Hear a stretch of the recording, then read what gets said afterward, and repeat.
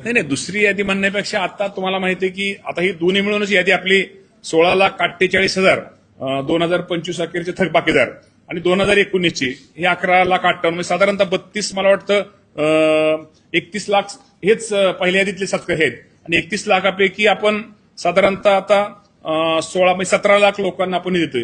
ह्यातच कुणाच्या काय अडचणी वगैरे ते हे पहिल्यांदा हे संपवायचे साधारणतः कुठले की जे 2019 आणि 2000 आपल्या जे थकबाकीदार पहिली यादी ह्या जे दोन याद्या 2 लाखाच्या आतल्या ते याद्या पहिल्यांदा आपण ते संपवतो. त्यानंतर आपण ओटीएस की जे 2 लाखाच्या वरच्या रकमा आहेत ज्या भरून ती संख्या कमी आहे त्यानंतर आपण करतोय आणि त्यानंतर प्रोत्साहन नंतर तिसरं प्रोत्साहन जे 50 रेग्युलर कर्ज भरतात त्यांना 50,000 रुपयाची ती आपली तिसरी चौथी यादीमध्ये ती होईल. पण पहिल्यांदा फोकस ह्या दोन याद्यांना करतोय.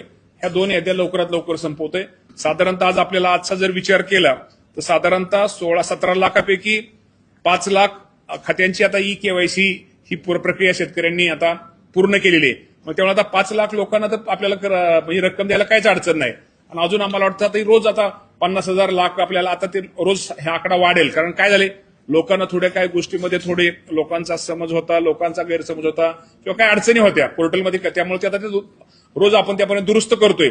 साधारणतः पहिल्यांदा ह्या 17 लाख लोकांना आपण त्याचा शेतकऱ्यांना 17 लाख प्लस हे जे राहिलेले आहेत पहिले म्हणजे 2 लाखाच्या आतले ह्यांना आपण पहिल्यांदा तो लाभ देतोय. आणि ह्यानंतर 2 लाखाच्या पुढचे जे पैसे रक्कम भरणार आणि प्लस प्रोत्साहनचे साधारणतः 23,63,000 शेतकरी त्यांना आपण रेग्युलर त्यांना हे करू देतो. पण पहिलं